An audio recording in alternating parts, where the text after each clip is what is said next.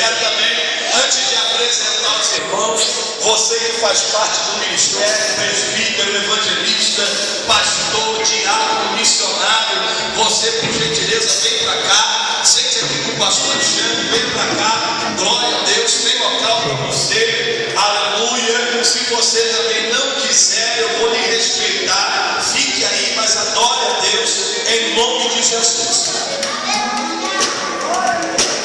Salve a igreja da paz do Senhor, amém, igreja?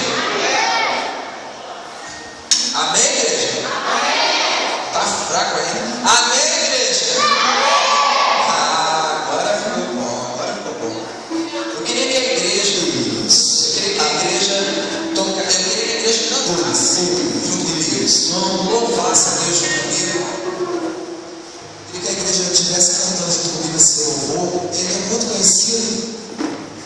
Eu vou apresentar aqui para vocês, primeiro o pessoal da banda, Marquinhos, guitarrista solo, João Guilherme, que dali é o Igor, que dali é o Samuel, de Minas Gerais, nosso antigo baterista, está aqui de novo, né? Vai estar tocando hoje aqui com a gente. É uma grande honra, é uma grande alegria da gente estar aqui. E vamos junto nessa comunhão, alegres, vamos começar a louvar a Deus.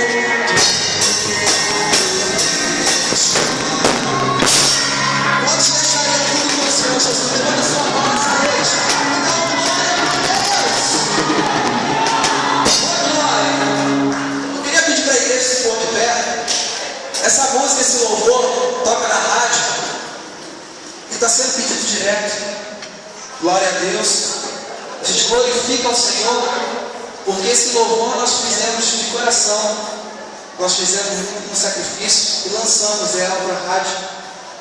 Graças a Deus, que Deus abençoe o pastor Alexandre, de estar com o canal na rádio 99,3, Rádio Web Vida Gospel, de segunda a sexta-feira, das 16 às 18 horas. O programa está lá, Jesus entra no meu lar. Eu tenho certeza que você conectado lá, você vai poder ouvir uma palavra de força e com certeza Deus vai entrar na tua vida impactando. E ó, esse louvor que nós fizemos, a gente fez muito sacrifício, muito mesmo. E no dia que eu estava muito provado que eu fiz a composição desse louvor, Deus abençoou. E tenho visto Deus abençoando. Eu tenho visto Deus abençoando grandemente após esse louvor ter sido lançado. Muitos testemunhos já tenho alcançado, já tenho ouvido da parte desse louvor.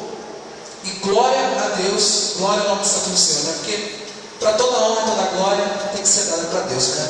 A honra não é minha, a honra não é da banda, a honra é para Deus. Tudo é feito para o nome do Senhor Jesus. Amém, igreja?